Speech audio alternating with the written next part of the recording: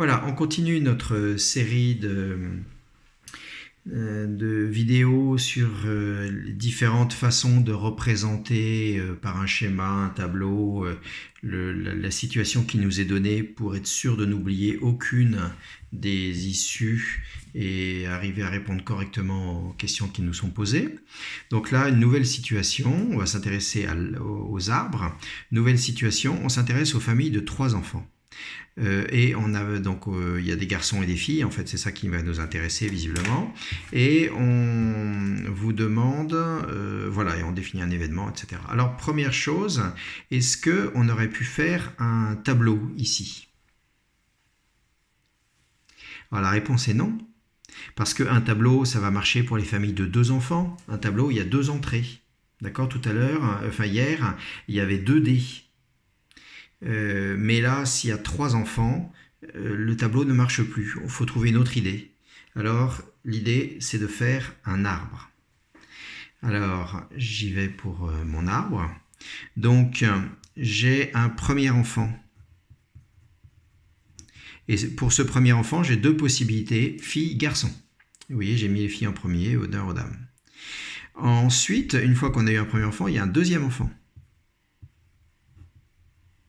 Et à chaque fois, j'ai les 2 possibilités, fille et garçon. Et puis ensuite, il y a un troisième enfant.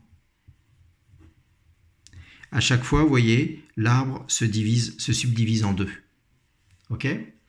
Alors, on appelle à l'événement, il y a au moins 2 filles à la suite. Alors, c'est pas mal parce que, regardez, là, j'ai 2 filles à la suite. Donc, du coup, j'ai mis un petit A en dessous. Là, j'ai 2 filles à la suite, ici. Donc, je peux mettre le A ici aussi. Est-ce que là, j'ai 2 filles à la suite? On voit tout de suite que non, là aussi. Là, je vois que j'ai 2 filles à la suite, donc je peux mettre un A. Là, j'ai pas, et là, j'ai pas.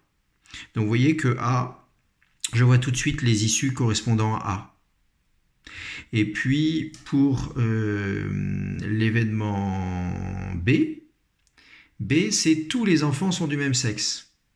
Alors, je vois qu'il y a 2 possibilités, c'est soit j'ai que des filles, B, soit j'ai que des garçons, B.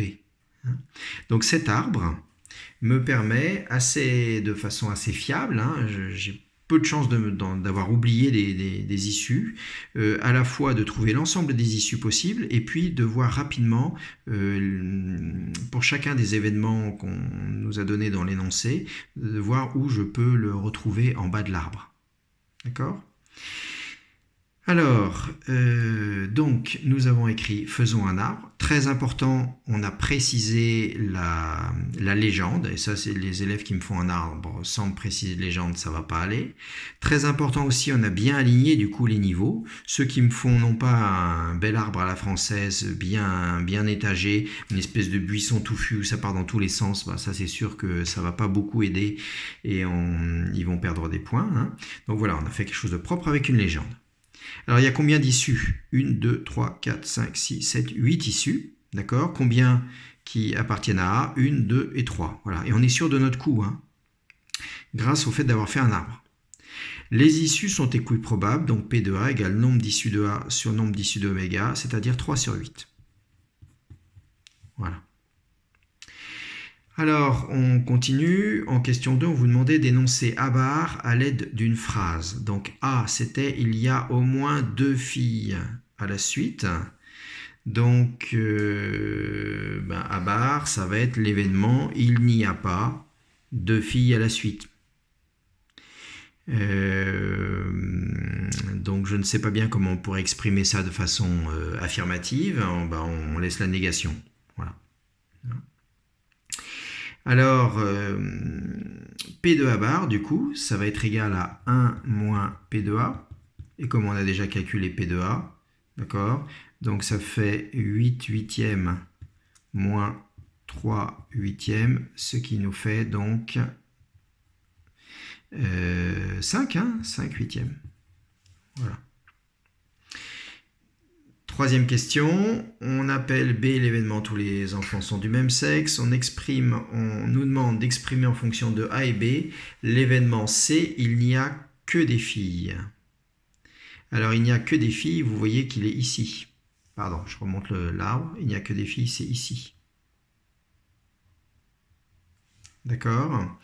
Donc, comment l'exprimer en fonction de A et de B? Eh bien, vous voyez que j'ai à la fois A et à la fois B. Est-ce que vous voyez que c'est le seul C où j'ai A, B? D'accord? Donc, je vais pouvoir écrire que C est égal à A inter B. C'était ça la question, hein? Exprimer A et B, exprimer l'événement C en fonction de A et B. Et puis D, il n'y a que des garçons. Ah, alors D, il n'y a que des garçons, c'est ici D. C'est quand on a B, mais qu'on n'a pas A. Donc je vais pouvoir écrire A bar inter B, par exemple. Voilà. Alors, puisque grâce à l'arbre, on peut traiter des situations qu'on ne pouvait pas faire avec le tableau, ça sert à quoi de faire des tableaux?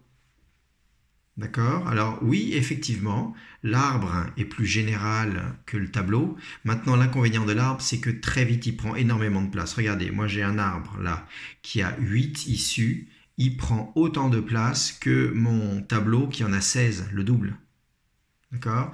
Et plus ça va aller, plus l'arbre va prendre une place considérable. Donc en fait, quand il n'y a que 2 entrées, on est souvent content de faire un tableau, ça prend moins de place. Et quand il y a plus de 2 entrées, eh ben, on est obligé de faire un arbre. Voilà. À bientôt.